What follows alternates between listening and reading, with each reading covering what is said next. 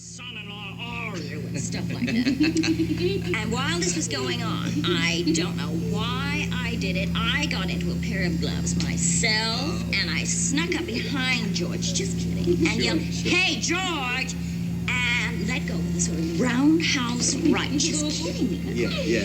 And George wheeled around real quick and caught it right in the jaw. Pow! He caught it right in the jaw. And he was off balance. He must have been. And then he landed flat in a huckleberry bush. It was awful, really. It was funny. It was funny. I think it's colored our whole lives.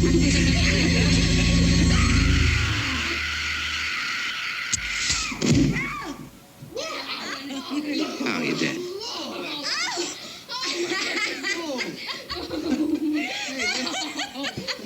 Where did you get that, you bastard? You like that, didn't you?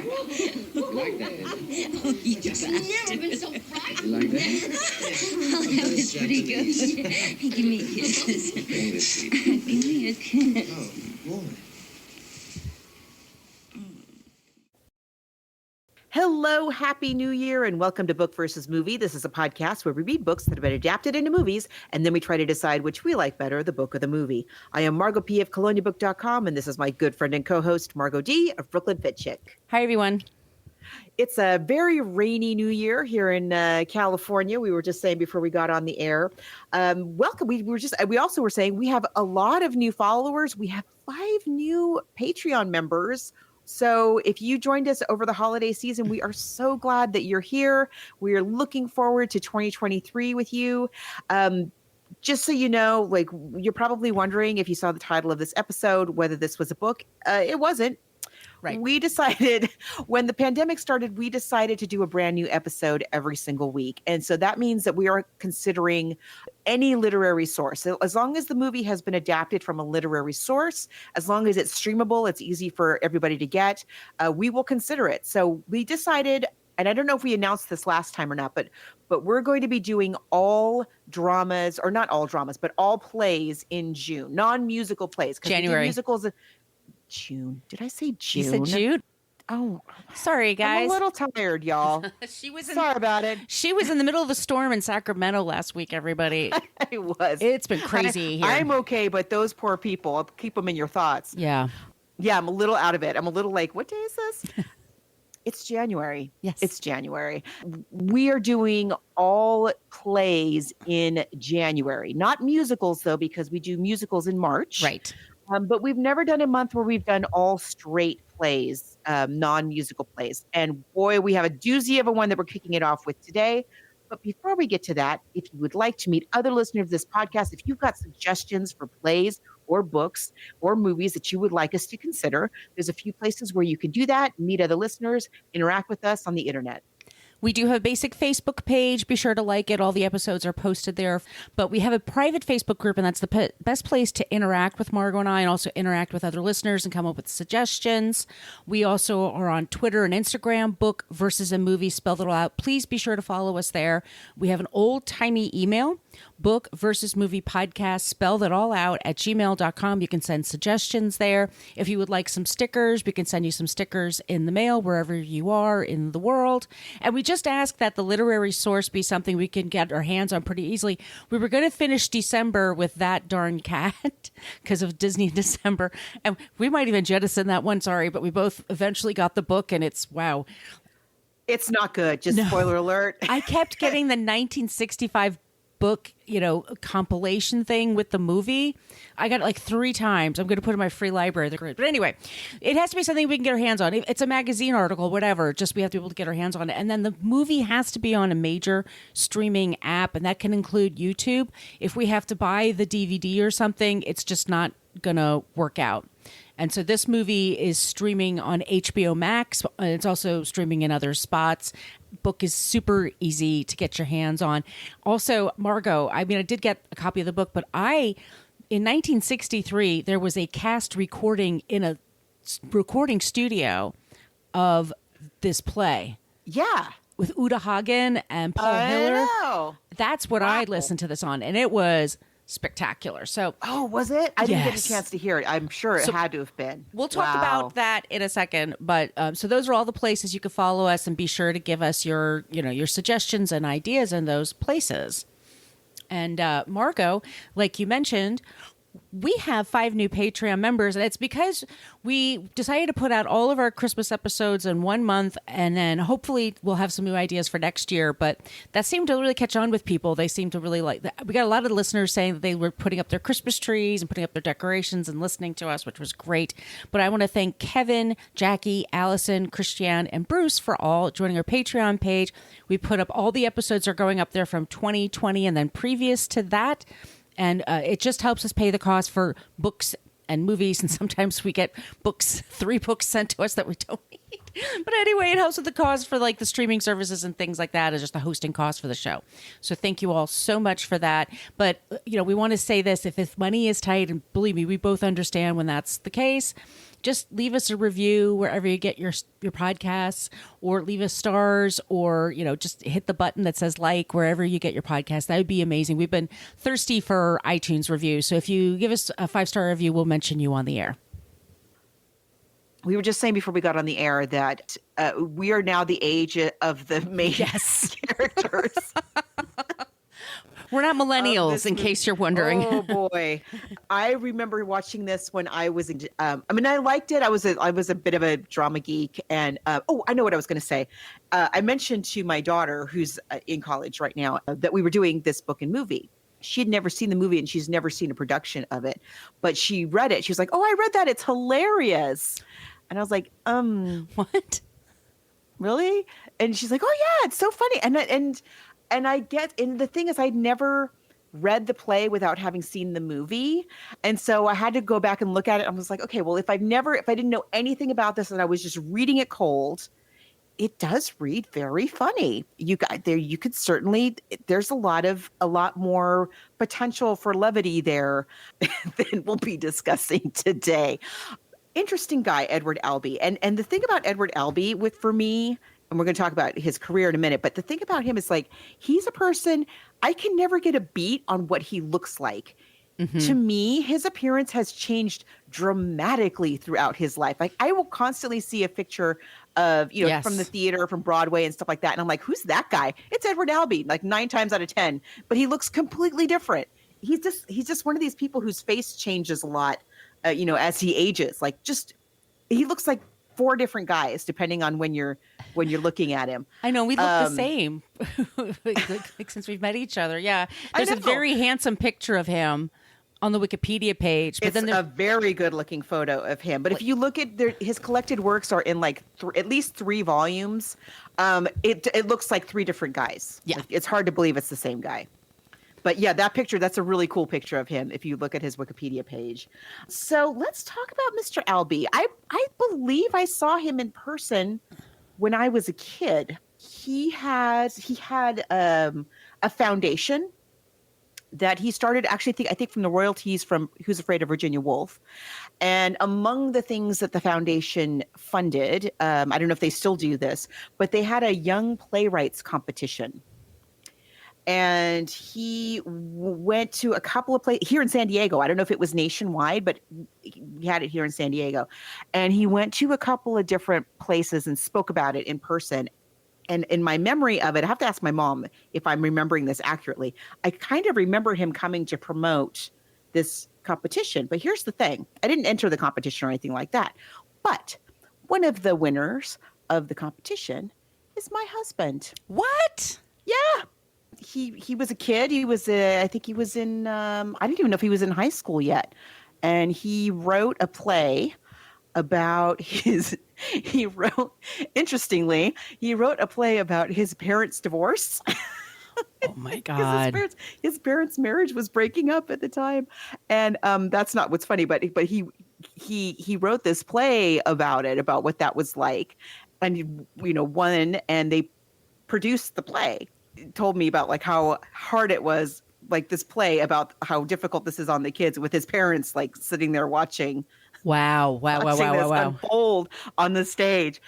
But anyway, that's my little Edward Albee story. Yeah, and in my memory, like I have a hard time placing his face. But I seem to remember him. I don't know where I saw him speak. If it was at a museum that my parents took me to, something like that he was talking about this competition. Anyway, wow. Yeah, I have a little clipping somewhere from when Todd won the Edward Albee Young Playwrights competition.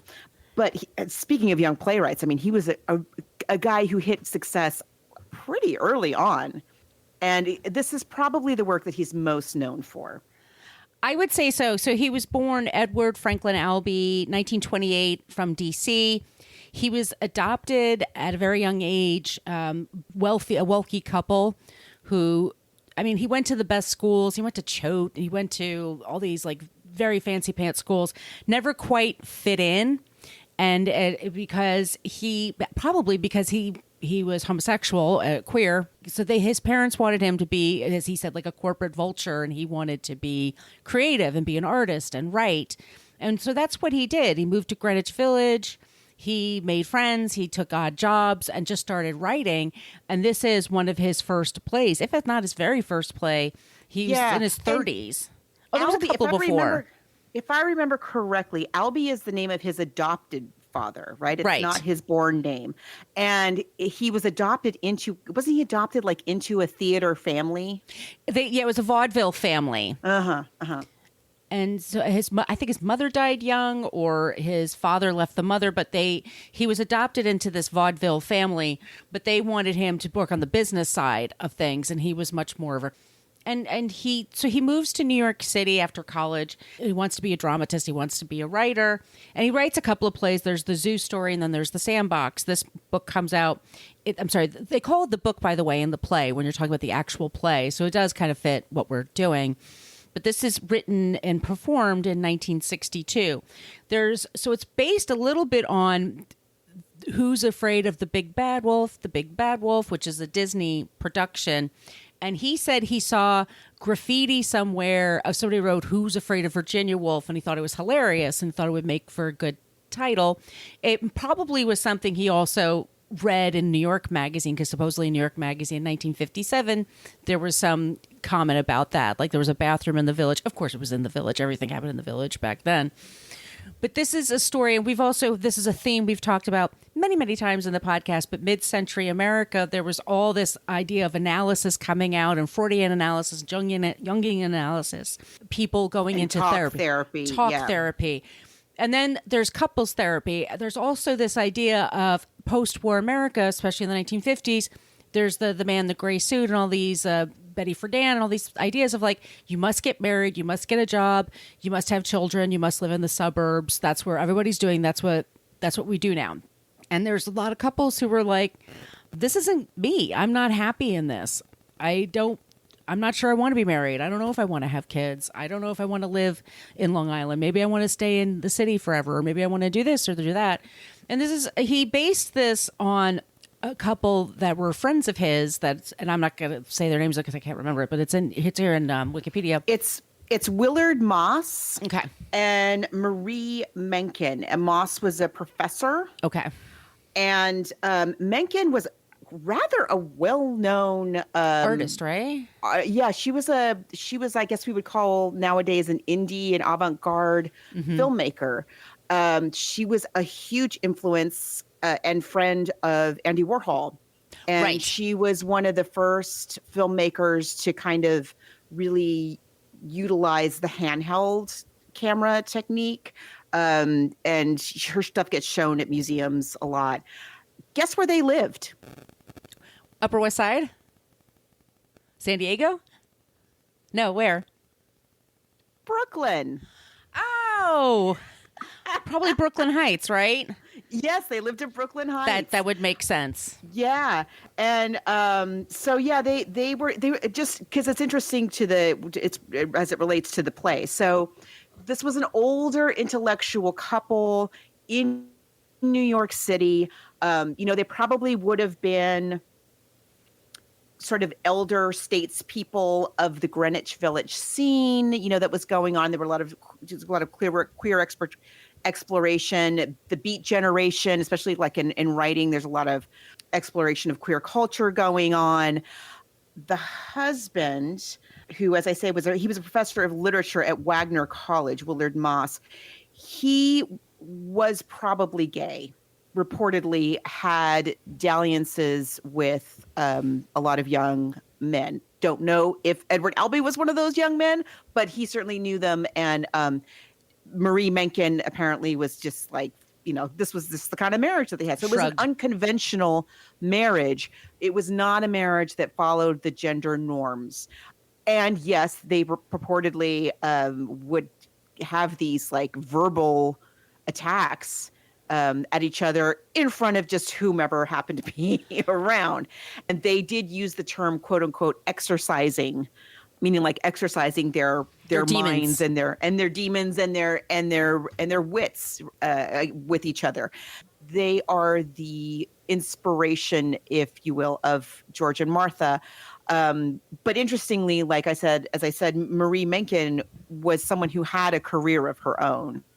Right. And quite an accomplished career by this point, by the time that he's writing this play, she was quite highly regarded in artistic circles in New York, at least. So very interesting couple and quite influential from what I've been able to find out. But yeah, they lived, I have the address here somewhere. I'll put the picture up in our Facebook group, because the building is still there. It's a really cool looking building. And you can just imagine like Edward Albee and Andy Warhol and all these people, young people from the time going to the home of these intellectuals and having these pseudo salons talking about busting gender norms and stuff like that. So it's a very interesting time in our culture. Well, especially in New York. Margot mentions Brooklyn, A, because I'm from Brooklyn, but B, because I wrote a book called Filmed in Brooklyn, so it makes sense that she's a filmmaker there. And I did a talk recently at someone's home in Brooklyn. I think it was Pierpont Street. And of course, I went home and looked on Zillow to see how much the apartments are going for. Like several $1 million. We should also say, this was one of my mom's favorite plays. And it was funny because my mom and dad had a really good marriage. But they would talk about, especially, they said couples used to fight all the time. Like they didn't hide their fighting or their contempt. Like nowadays, we understand that contempt is a really bad sign in a marriage, that it needs to be worked out. I think, when people didn't get divorced as often, you got married much younger, you could make some really poor choices. And here you are, you could feel stuck with somebody, and how do you work it out? You yell at each other. It's one of those ways you could sort of work it. So that's sort of a thing. We all have also, like, haven't we all been at a dinner with a couple that hates each other, and you could just feel, or even if you just observe them when you're out somewhere, we've all seen them. The play is a huge hit. George and Martha, we could say it's part of George and Martha Washington. This is an Atlantic coastal elites, as we say nowadays, this couple. The play is such a huge success. It's 3 hours, and you have like a little bit of an intermission, which is long for a drama. It's like, the musicals can go on that long, usually because of all the staging and stuff like that. It does so well that it's nominated for a Pulitzer Prize for drama. This play was considered so scandalous. The words that were used, the sexuality that's mentioned. It's so tame compared to nowadays. When I was young, I remember people like, oh, this movie's going on television. Kids can't watch it. Do you remember that? There's no nudity. None. The swearing is all swearing that would be allowed on network television today. Yes. It's not, there's nothing that they could show it at 8 p.m. on any major network. Yeah. Any day of the year. It's just kind of hilarious. But it was nominated. So it won the Tony Award for Best Play, and it has Uta Hagen as one of the actors. It does so well. First, they have to add an afternoon performance, so they have to hire a whole other cast just to do an afternoon show. And made so much money that it didn't win the Pulitzer Prize, by the way, because the Pulitzer Prize committee was so scandalized by this. So they just recommend. So they didn't even give out an award that year. It's so funny. So then a year later, 1963, they do this, and I put this in our Facebook group. They went into a recording studio and recorded the play like you would do a radio show. Mm-hmm. The entire production. And then that became a smash hit. And I said, It's really something. yeah. And I'm like, why didn't they do that for all the Broadway plays? Because not everybody could afford to come to New York. Not everyone. Yeah, I would love this. I mean, to have like this kind of content. But Sure. so I can listened to it. imagine. I mean, I'm trying to think of like what it must have been like to have been a contemporary audience going and seeing something like this. Did it feel shocking to the audience, or was it more like, whoa, they're saying what we're all thinking? Right. You know, I don't know. I really wonder about that. I have no way of knowing that. But and why was it such a juggernaut? You know, I mean, it's super good. Don't get me wrong. Right. When you read it, the writing, he is a very good writer. The writing is absolutely superb. You know, even just as I mentioned, like my daughter reading it and thinking it was funny. Like, yeah, when you just look at it on the page, there's a lot of wit there. Right. You know, these two, he's writing two people who are much older than he is at the time, who are super smart and very privileged people who have had a great deal of education, and they are using all of their brain power against each other. Right. And he's right. It's so well written. It's really beautifully written. But I do wonder, like, what was it that just set audiences on fire for this thing so much? He wrote several other, plays, and he dabbled in many other things, but this is the one thing he's mostly known for. I'm sure he kind of lived off this. He lived in Montauk for most of his life. So let's get into the movie, because as we said, the play, the original play, and it's on YouTube. That's how I listened to it. I mean, I have the book and I read it along with the movie, but the play that they had, there was a few things they changed to the movie. We'll get to the movie in a second, but the play comes out 1962, and it's Uta Hagen, who's amazing, and Arthur Hill, and then Ben Piazza. And this play is about basically this couple. They're a New England couple. They're middle-aged. She's in her 40s. He's in his 50s, like a few years older than her. And they are at a party, and then they're coming home from the party, and they're both drunk, and they're a little bit miserable. And she says, oh, by the way, this couple is coming over, this young couple. They just are joined university. He's going to be teaching at the university. I said, come in for a nightcap. And her husband's like, why? And she's like, because she wants the party to keep going. They don't want to be alone with each other, I guess. That seems to be part of it, doesn't it? I mean, and I can't remember if this is in the play or if it's only in the movie, but the movie, I know when the movie starts, it's like 2:30 in the morning when we start. Yes. So what are they up to, this new couple? Who are young? We're young. Yeah. So the young couple, the young professor, I think is the same age that Edward Albee is when he's writing this play. Mm-hmm. The play is in 3 acts. The first act is called Fun and Games. The second act is called, so they, it's late. It's after this party.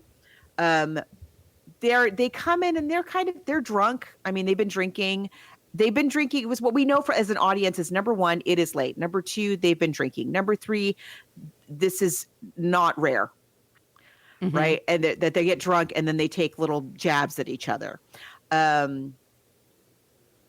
And then Martha says to George, like, oh, don't forget that couple's coming over. It's 2:30 in the morning. Don't forget that couple's coming over. They're coming over for basically a little after party. George is a professor, as was his inspiration. But in the play, Martha is the daughter of the president of the university. Gather they've been married for a long time. So she is someone who has had a life of privilege, but not really a career or kind of ambitions of her own per se. And he is someone who clearly has had some ambition, but it seems that they have not been realized in the way that he would have wanted. It's what we get all in the first act, just by the way that they talk to each other, the state of their house. It's sort of bohemian, but it's also kind of ratty, shabby. It should be nicer than it is. Even if it's eclectic, it should be nicer than it is. It's kind of yuck. Yeah. So the young people show up. and they're also quite tipsy, but apparently they just, everybody just drives around tipsy on this college campus, I guess.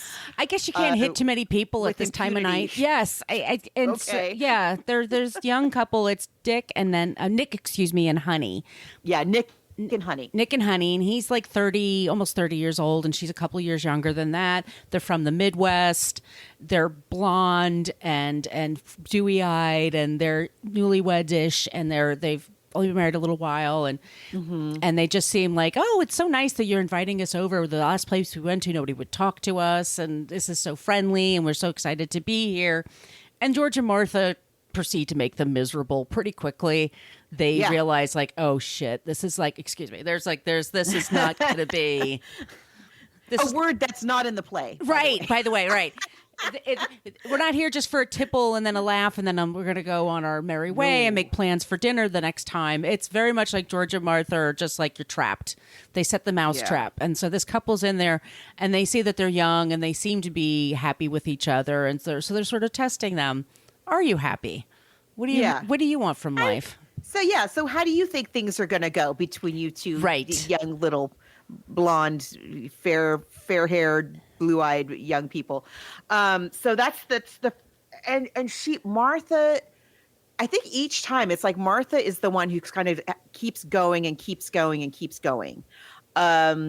And in the first act, she tells the story. I suddenly don't remember if this story is in the movie, but she tells the story about punching George. Yes, it is in the movie. It is. Okay. Yeah.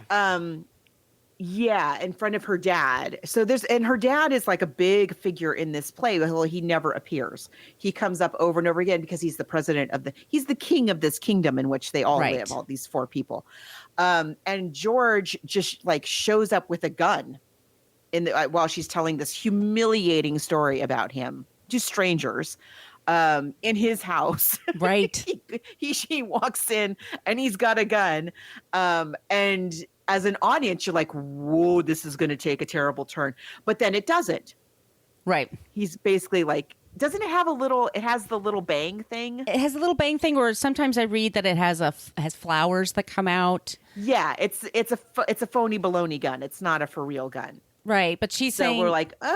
Right, and she's not sure, are you in the history department? And he keeps saying biology. I'm in the biology department. And then she's asking about Honey, and I guess that's not her real name, but nobody really says her name. This is a whole thing. Her dad runs the place. She married George. George turned into a flop. And George is this guy who's only in his 40s and looks just twice as old. Much older from the drinking and from the misery. And he wanted more for himself. He wanted to write fiction, but his father-in-law said no. He thought he'd run the department one day, but he hasn't. He's not. Clearly, he's not. He's just another worker there. And they don't seem to have kids. I mean, it just seems to be just the two of them. No pets, nothing. And when you look at the play, the directions are that it's just them in this one room. They don't really go anywhere else. So that's like one of the big differences. They start talking to this couple, and they're getting them drunker and drunker.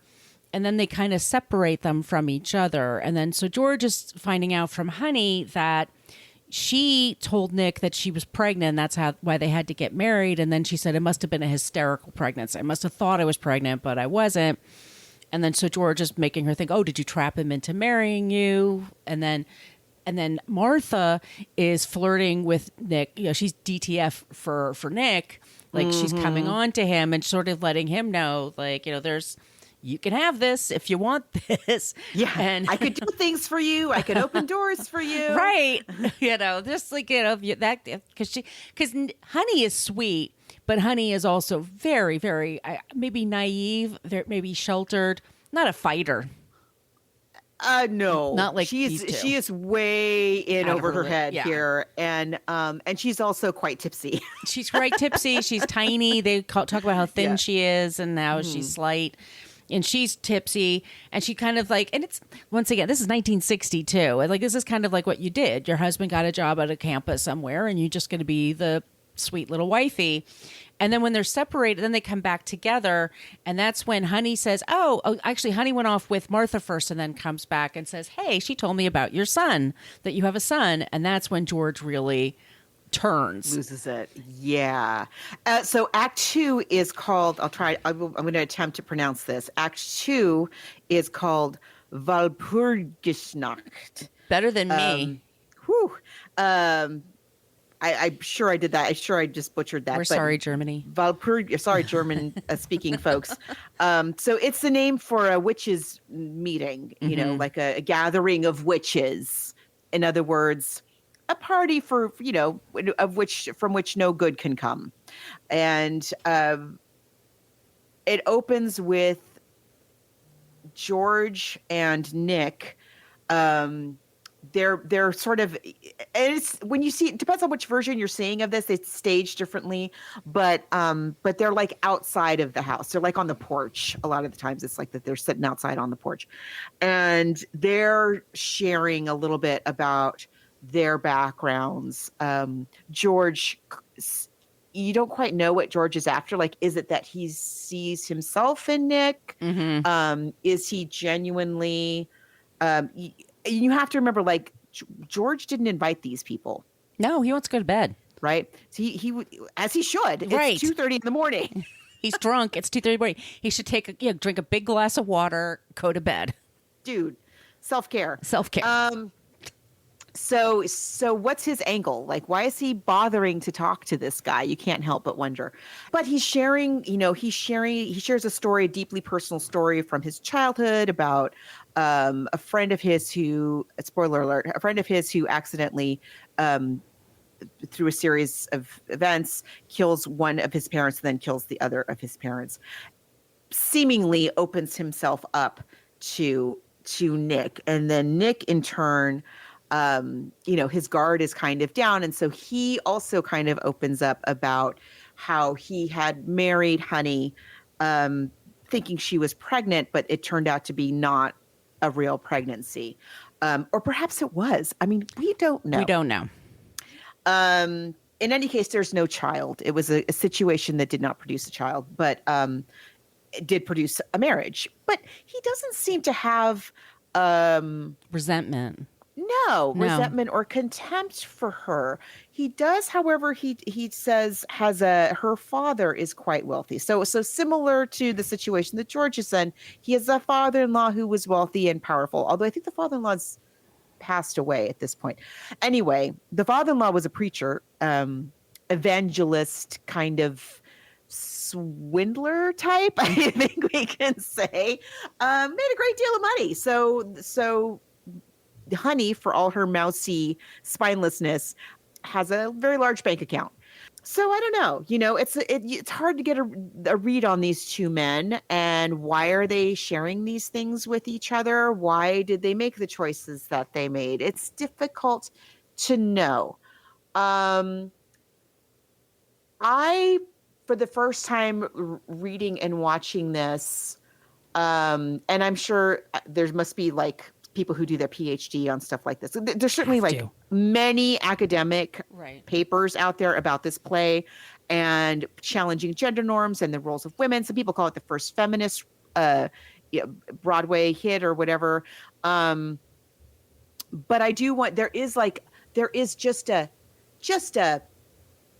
whiff of an idea that George may not be completely heterosexual to me, right? Sure.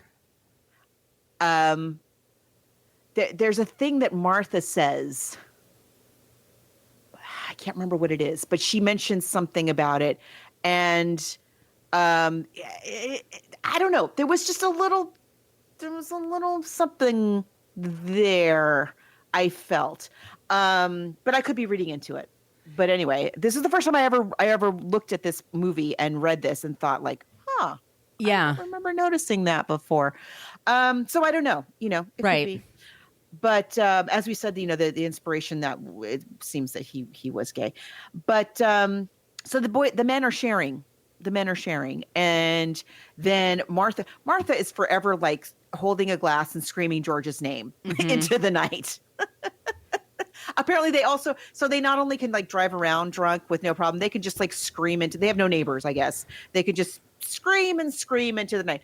But also also she's the president's daughter. Like, what are Right. people going to do? They're going to call the cops on her? I don't think so. So interesting dynamic. And Martha presumably is inside with Honey telling her who knows what. Oh, Honey's being sick at this point. Right. Well, Right? she gets Honey's upset. puking. Yeah, she gets upset. I mean, because they're revealing things that they didn't want to. And then Honey's upset because they know about the hysterical pregnancy. And Martha just needs a little bit of information. That's all a currency she needs. And then she just kind of goes in on Honey. And so then there's a whole thing where there's dancing, and Martha's dancing for Nick, and she wants George to dance with her, and George won't dance. So Martha and Nick are dancing, and she's, gyrating and flirting with him. She changes her outfit at one point, so she was wearing something a little more puts on a dowdy. sexier. Yeah, more ample outfit too, and is very, very flirty with him. And so then and right in front very of demonstrative. George. Yeah, it's all for George's benefit entirely. And so George is pretending to read something else and not care, but he's inside, he's fuming. Just to move it along, there's another point. So then Nick and Martha disappear together. And that's when George and Honey have a conversation. And now Honey's feeling insecure about her situation with her husband because where did he go? And they hear a crashing sound. She's like, what's that? But they come back. And then on top of everything, Martha has to let everybody know that she and Nick were upstairs. They were DTF, but Nick was too drunk to perform. And so she's humiliating She's Nick. got to tell everybody. Everybody. Now. She's got to let him know. And then George is really furious now. So he's like, guess what? Our son died. I just got the telegraph this afternoon. Yeah. And so then she's like, how dare you? You can't say that. And so he starts describing, and then they're going back and forth.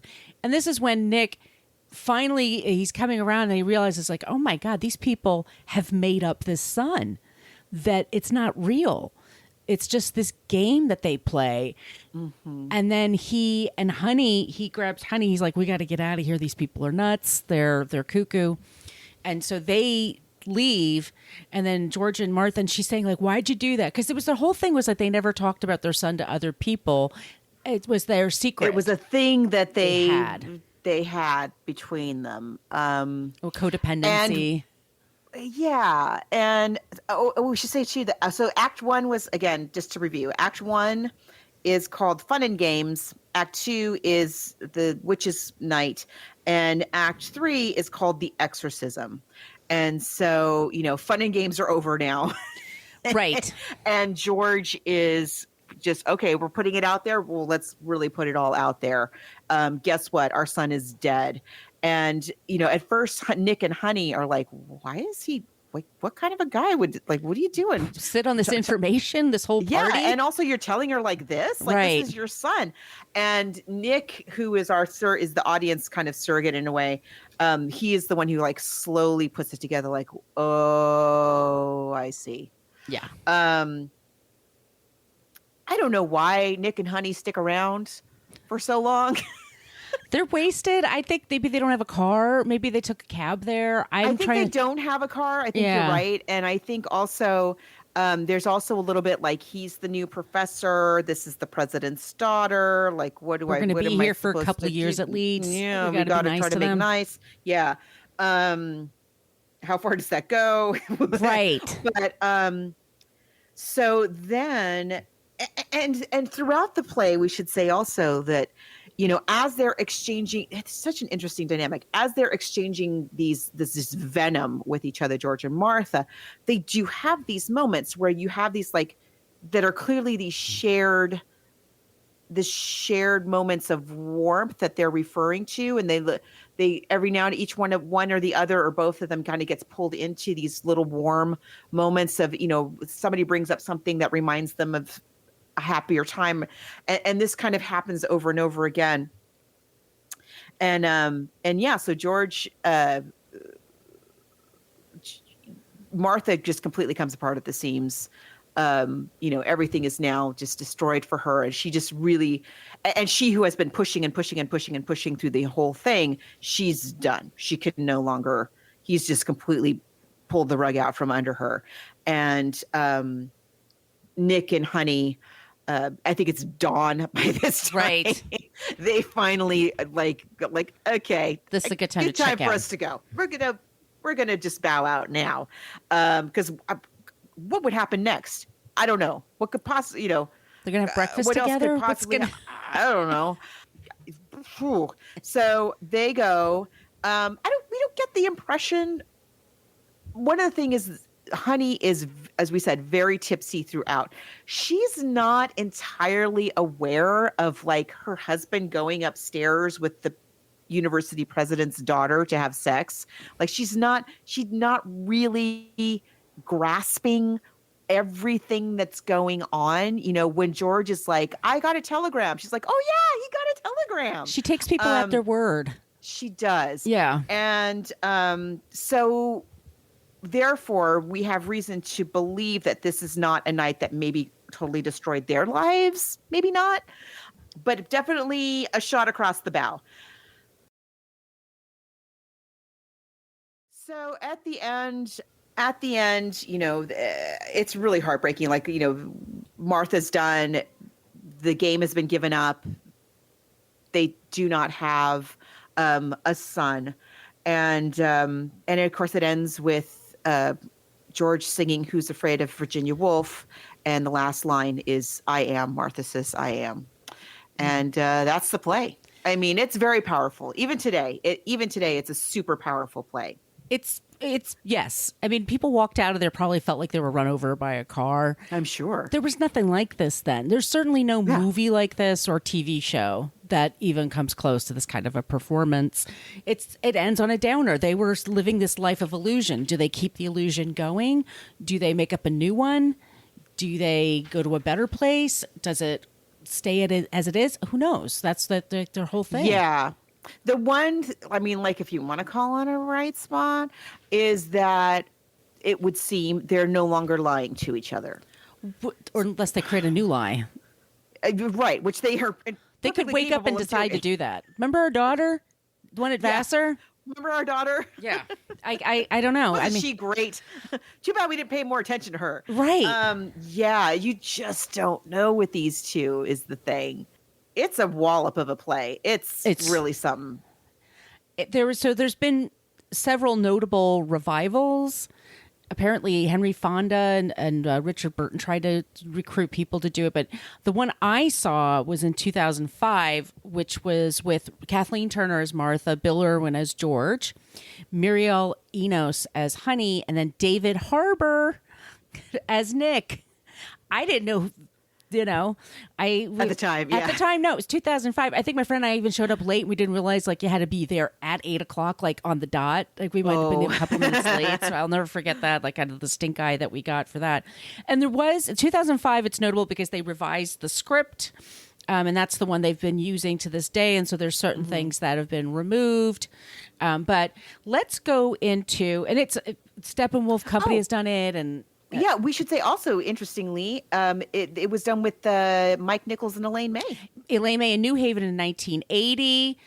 Patrick Stewart, Mercedes Ruehl did a version in Minneapolis. Oh, that must have been something. Which would have been so great. I mean, there's been so many. Meg Tilly, we love Meg Tilly. Mm-hmm. She did a version. There was also on The Simpsons. There was going to be one before COVID hit. I love that one. The one with Here's the your Simpsons. crown, your majesty. How did I do that all the time? I'll play that before the end credits. There was going to be a version in 2010. It was going to have Laurie Metcalf and Rupert Everett.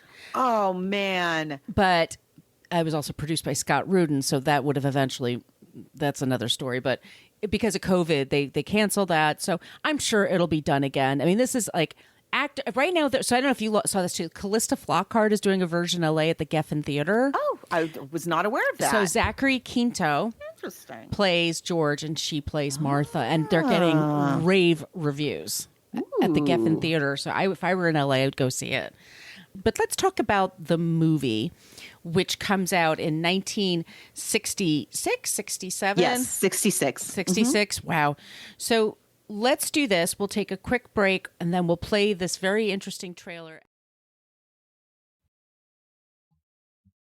Who's afraid of Virginia Woolf, Virginia Woolf, Virginia Woolf? Who's afraid of Virginia?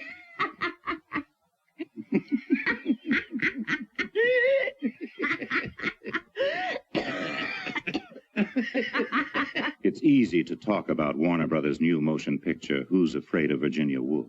It's hard to tell about it. Easy to talk about. All you have to say is Elizabeth Taylor, Richard Burton. Who's afraid of Virginia?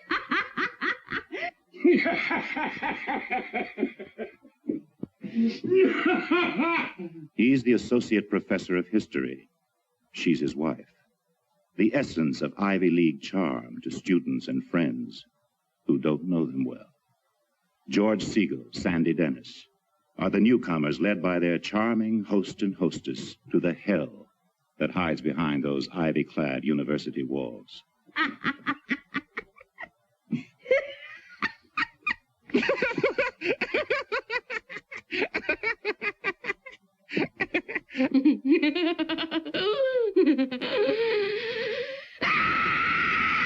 Who's afraid of Virginia Woolf? Early in the morning. Who's afraid of Virginia Woolf? Virginia Woolf, Virginia Woolf. Who's afraid of Virginia Woolf? Edward Albee wrote the play, the most acclaimed work by this controversial author. Ernest Lehman wrote the screenplay. He did the same for West Side Story and Sound of Music. Mike Nichols directs. His unbroken series of theatrical triumphs have given him a position without peer or rival. All you have to say is Elizabeth Taylor, Richard Burton, George Segal, Sandy Dennis, Edward Albee's Who's Afraid of Virginia Woolf. After that, all you can say is incredible. So Mike Nichols, we talked about before. We talked about The Graduate. That's one of our least favorite books, and that was a great movie. Do you remember that book being a stinker? Movie. He is super good at looking at some source material, and we also and everything. Didn't we do Barefoot in the Park? We did Barefoot in the Park, but we also did with John Travolta playing Bill Clinton. Oh, you're right. Primary Colors. Yeah, we're talking about Mike Nichols, who's like, I read his biography. He's what a just genius. I mean, there's not even that's not even like a big enough word for him. It's not. He's such a brilliant man. It's like he's like Five Guys. The things that this guy did, and but it's so sharp and so able to look at some source material and just completely laser in on what are the things that the audience are going to connect with on a human level. The Graduate, if you've never read it, don't. It's a terrible book.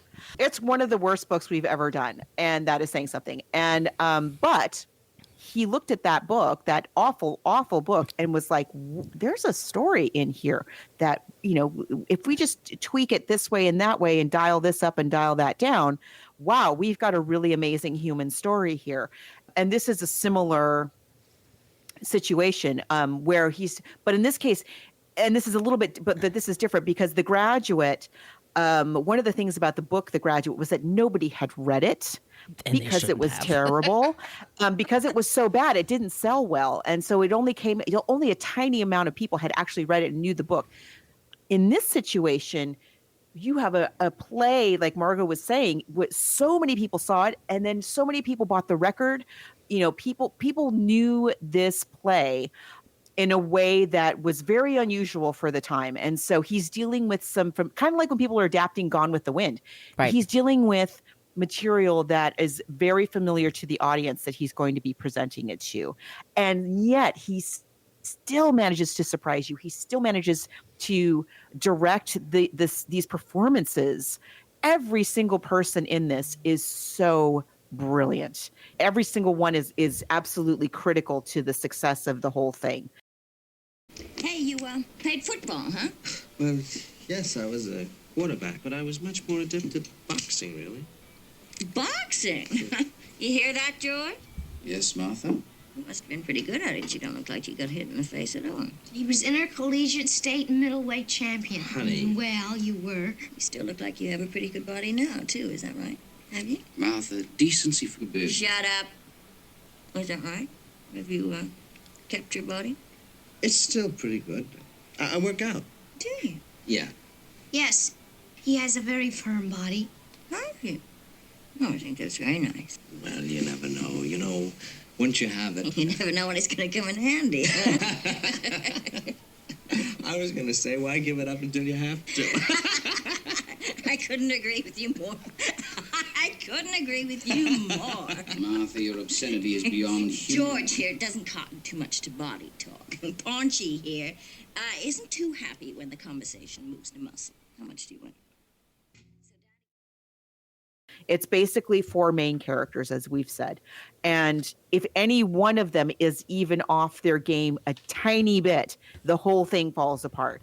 And it never does. You are on the edge of your seat, even though you know what's going to happen. You are on the edge of your seat for the whole thing. I've seen this movie many times, and each time I'm like, oh gosh, what's going to happen? Honey, get out of there. Get out of there. You're so sweet. Don't put up with this. Don't, run. Yeah, so Ernest Lehman adapted the screenplay, and they made some different changes. It's in black and white, which wasn't popular at the time. I think we talked about it. In Cold Blood was produced at the same time. It was also in black and white. And that was also, people thought it was a crazy choice. Right. But it's actually, I think, a brilliant choice, especially with this film, because our 2 leads are Richard Burton and Elizabeth Taylor. Elizabeth Taylor was maybe 32, 33, and he was only like 41, 42. He turned 40 on the set. So they're both playing quite a bit older than they are. And yeah, if it had been in color, I think her makeup would be a dead giveaway. Yeah. But it really sells it to the audience. They made... We're not going to get into the whole Richard Burton, Elizabeth Taylor marriage saga, although I will say it is one of my favorite issues of Vanity Fair ever, is the Vanity Fair issue about when she made Cleopatra. And it's about all of that. Oh, but yeah. Those two made, how many pictures? Like almost a dozen. Yeah, I think it was like 11. Yeah. Mm-hmm. And he was a highly respected Shakespearean actor. For those of you who don't know, he was definitely like put on par with Laurence Olivier in terms of respect in the acting world. She was seen more as kind of like the fluffy, floofy movie star, spoiled Hollywood starlet, although that was not her background. But they came together, and they came together hard, and they worked hard and played hard. And I think both of them so deliver in this movie. I'm always blown away at how good they both are in this. Do you want to know what's happened, George? Do you want to know what's really happened? It snapped. Finally, not me, it, the whole arrangement. Boy, you can go on forever, and everything is manageable. You make all sorts of excuses to yourself. To hell with it. This is life. Maybe tomorrow he'll be dead. Maybe tomorrow you'll be dead. All sorts of excuses. Then one day, one night, something happens and snap. It breaks and you just don't give a damn anymore. I've tried with you, baby. I really tried. Come off it, Martha. I've really tried. You're a monster. You are. I'm loud, and I'm vulgar, and I wear the pants in the house because somebody's got to. But I am not a monster. I'm not. Everybody's so good. I mean, all 4 of them are please. phenomenal. But those two, she's so good in this. And then, like you said, I can't believe it. We talked about Father of the Bride last time. We talked about Elizabeth Taylor. Indeed we did. That's when she was getting married for the first time. And like you said, to a monster. To a horrible person. I think she said Mike Todd was her big love. I think it's Richard Burton. I mean, she married him twice. Yes, I think she had 8 husbands, and this one's the only one she married. She liked twice. So much she married him twice. But Mike Todd was killed in a plane crash. Right? That's when she went to Eddie Fisher, and then she left Eddie Fisher for him, for Richard Burton. And Richard Burton, like Margot says, is like this very serious stage actor, very tall, very commanding, with a beautiful voice. And they had to talk them into taking the part. One, because he didn't want to play a wimp, and he thinks of George as kind of a wimp. It's a tough part to play. Yeah, it is a tough part to play. There was somebody who was offered the role. Oh no, I'm thinking of Robert Redford. I think was offered the role of Nick, and he said no and way. Was like, no thanks. and I think he would have been fine. I mean, this is my big takeaway. I forgot how much of a crush I have on George Segal. He was a part of so many movies in the 70s. Seriously, he's in everything, but he really is underrated. He is acting his booty off in this movie. And Sandy Dennis, like, because this is a thankless part. Seriously, she is turning it out. All these when people. She's dancing like the wind, I all day. I could just watch that all day. Violence. It might be my favorite part of the whole movie is when she's like, "You don't understand how great a dancer I am," and she's just like twirling around on the edge. Oh, I love her. The whole thing. All four of them are so good. It is such A-level acting all the way across the board. It is such a thrill to watch these artists at the absolute peak of their game. It's just, I love this movie. So Nichols, and it's such a bummer. It is a total, I'm going to warn you, it's a stone cold bummer. It's not 3 hours like the play. It's like a little over 2 hours. No, but it's long. But for it's a movie. intense. It's intense. I remember at one point I was watching it and I was like, oh, okay, good. Because I'm like, okay, we got through that part. So we're almost to the end because I'm seriously like my day is ruined. I'm so bummed out. And there was 45 minutes left of the movie. Yeah.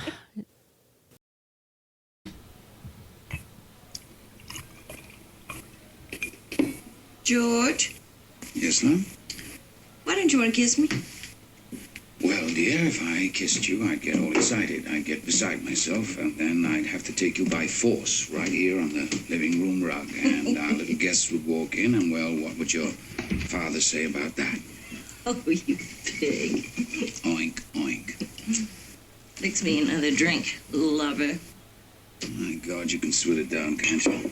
Well, I'm thirsty. Oh, Jesus. Look, sweetheart, I can drink you under any goddamn table you want, so don't worry about me. I gave you the prize years ago, Martha. There isn't an abomination award going that you haven't won.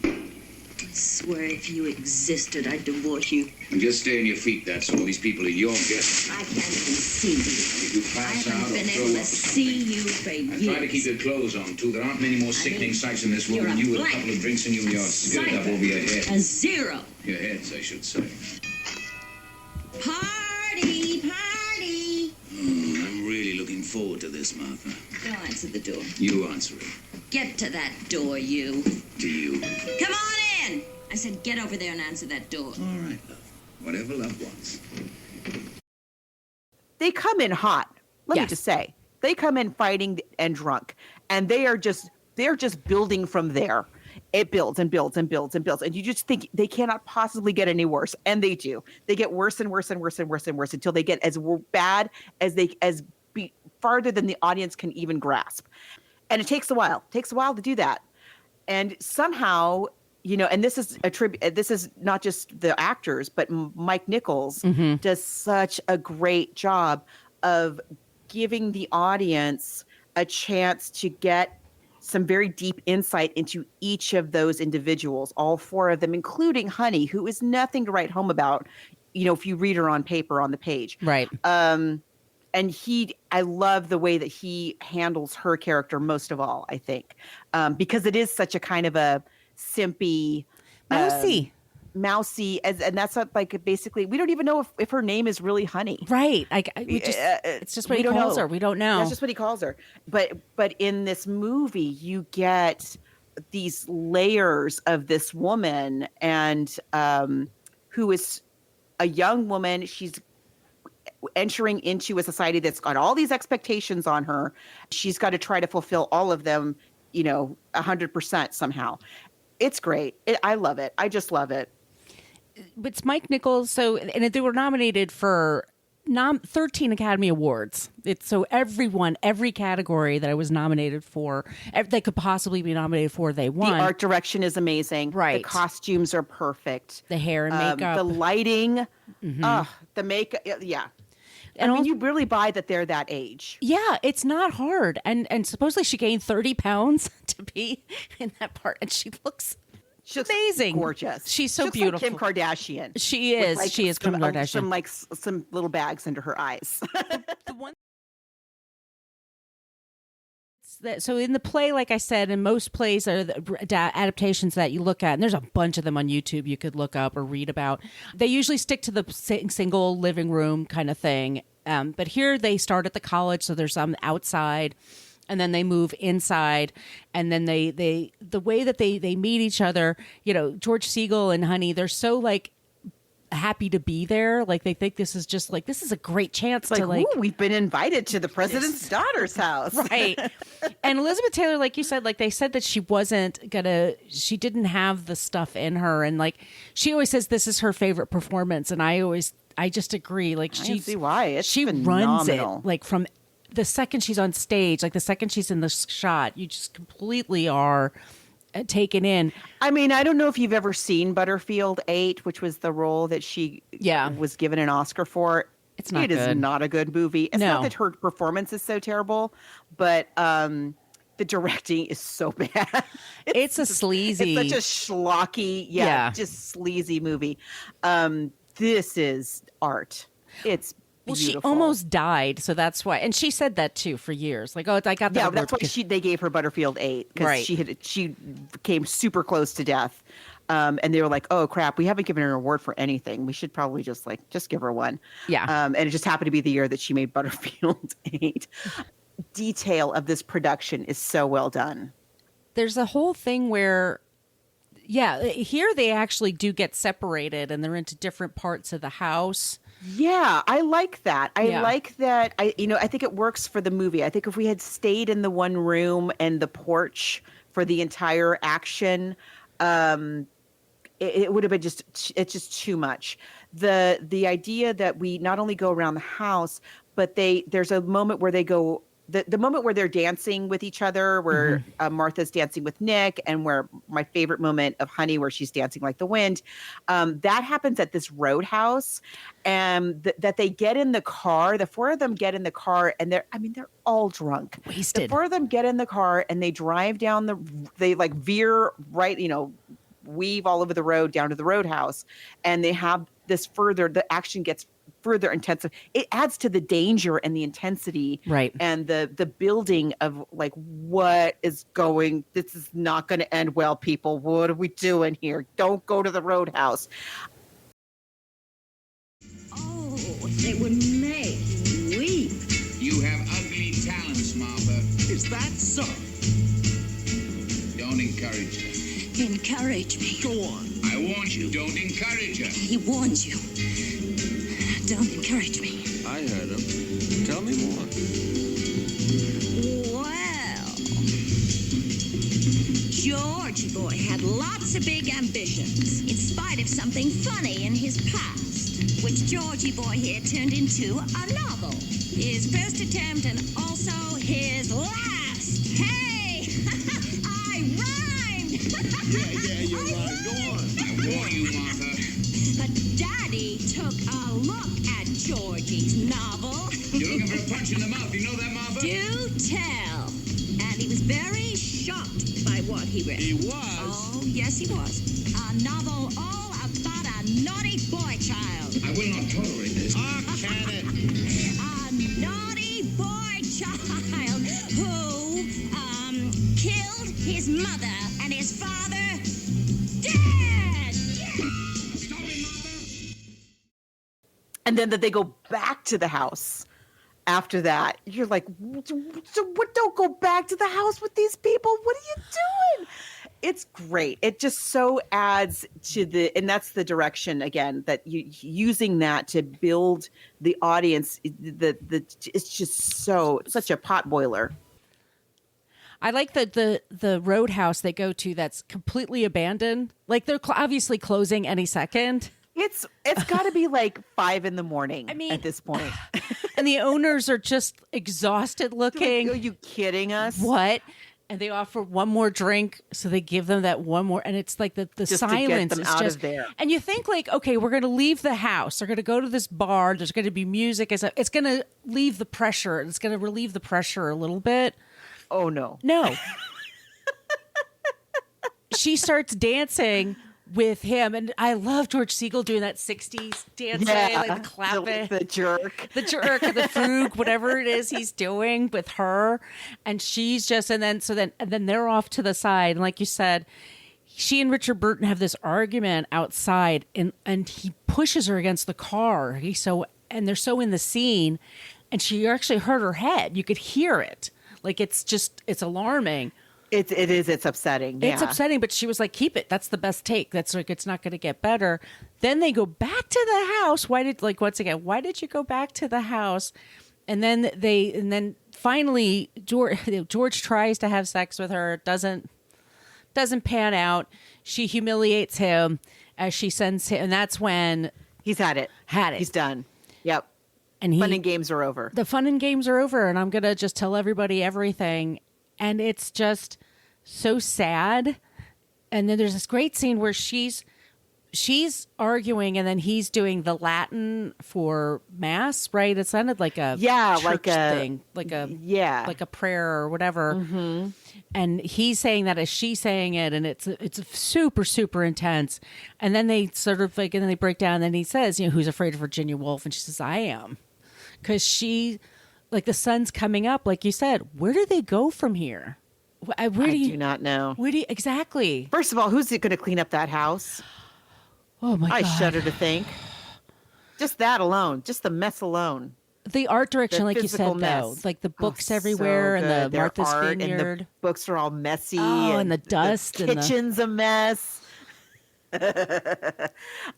When she's cleaning their bedroom, and she's just like shoving her dirty underwear like under the sheets. I mean, my God. I mean, these people, like, they just, they need a vacation. They need they need a lot of things. They need a lot of things, but all their illusions have been shattered.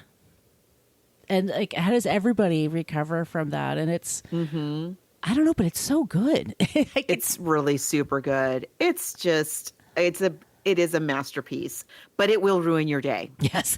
Maybe don't watch it like in the middle of the day and then be bummed out for the rest of the day like I was.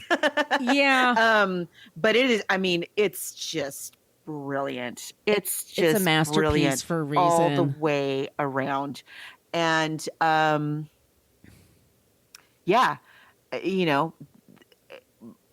love that, the takeaway is our roles, our mid-century gender roles are not working. These things are not working out for people. And let's maybe look at those again. Love it. And it's perfect. It's a great, great film of a great, great play. What can you say? You got to see it, but we recommend. I'm not going to pick one over the other. I can't. The play is brilliant, and this movie is just, as I said, it is a masterpiece. It is fantastic, and I mean, you didn't need to have Mike Nichols, but gosh. And if you get a chance, his book that came out, it was a biography. He passed away a number of years ago, but there was a biography that came out a couple of years ago, and it's excellent about him. And it's just, his life is so extraordinary. And Nichols in May is something you should look up if you've ever looked. I mean, just nothing but Birdcage. I mean, oh my God, I love that. He's so movie. good. He's so good. Me too. Yeah, I think a tie. I think we have to call it a draw for this one. What are we doing next? Well, I pulled up. So I was in Provincetown, and it was very funny, Margot. Yes, I saw. It looked very nice. I was there, and I was just looking at the bookstore, because I always do where I go. And there was this couple, and they had a young son, and he was get to pick out one book, for post-Christmas. Like, he had a gift card for Christmas. And they were like, well, what do you think of Captain Underpants? And he's like, I've never heard of it. And I turned right around. I'm like, oh, it's great. And I went right into my Captain Underpants spiel, because I was like, oh yeah, and it's a banned book, and it's a great movie. And they were like, the manager of the store went up and goes, well, sold, thank you. But I looked at their theater section, And I did buy The Whale, though I don't know if that's neither here nor there, but I took a picture of the section and there's all these plays. And of course it's Provincetown. So it's like Tennessee Williams, Harvey Fierstein, Neil, the usual suspects. You were saying like Neil Simon was someone you wanted to try next? Yeah. I did think about Neil Simon. I'm trying to think of which one, what about The Goodbye Girl? I think there was originally a movie though. Was it a movie first? Yeah, it was a movie first. No. Boo. Yeah, that's a boo. No, that breaks the rule. What about Biloxi Blues? I do like Biloxi Blues. I love Biloxi Blues. That'd be good. Okay.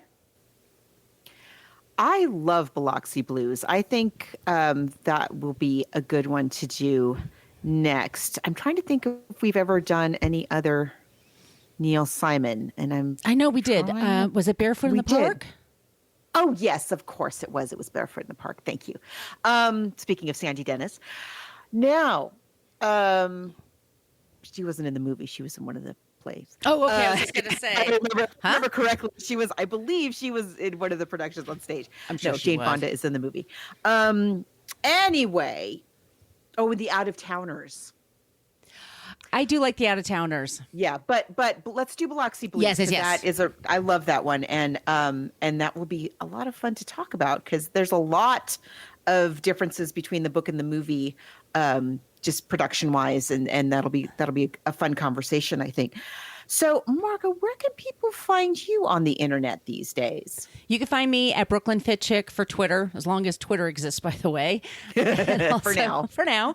At Instagram, Brooklyn Fit Chick. My site is brooklynfitchick.com. All my information's there. And I'm on TikTok at Margo Donahue. And where can they find you? You can find me online at coloniabook.com, and all of my social media callouts are at She's Nacho Mama. And I also wanted to mention, just a real quick thank you to the education website Common Reader, who gave us a shout out. I think they're an Australian. Oh, I saw that too. Isn't that nice? They gave us a little shout out. They were suggesting, I guess in Australia, they're going on their summer holiday right now. Oh, right. That makes sense. So they were making suggestions like, don't just let your kids watch movies all summer long. Engage them in a conversation the way these two ladies do on this podcast. So thank you so much, Common Reader, for the shout out. Really appreciate it. That was a lovely surprise. And we don't recommend kids to watch this movie. No, don't. Yeah, this is not one you should watch anywhere in the world. But we have children. Lots and lots of movies that are family friendly. So we do. We do appreciate. Yes, we do. Yeah. Okay, we'll be back soon with a new episode, everybody. Three couples, our best turnout yet. Why don't we go around the room and everyone can introduce themselves and tell us a little bit about why they're here. John, Gloria? My name's Gloria. I'm here because Johnny Boy hasn't been able to cut it man-wise for some time. Not that I'd want his odor of gin and sour defeat pressed against me. That's enough, Gloria. Thank you, Gloria. John, why don't you tell us a little about why you're here? She never cooks. She keeps a filthy house and she talks profanely. She's the queen of the harpies. No, I'm Queen not. of the harpies. No, I'm not. Here's your crown, your majesty. Get away from Queen me, of the you harpies. This is the right place. First, I want you to look into each other's eyes. Your eyes. I've forgotten how beautiful they are. Let's never fight again. We were fools to argue. Well, let's not talk about that. Let's not talk at all.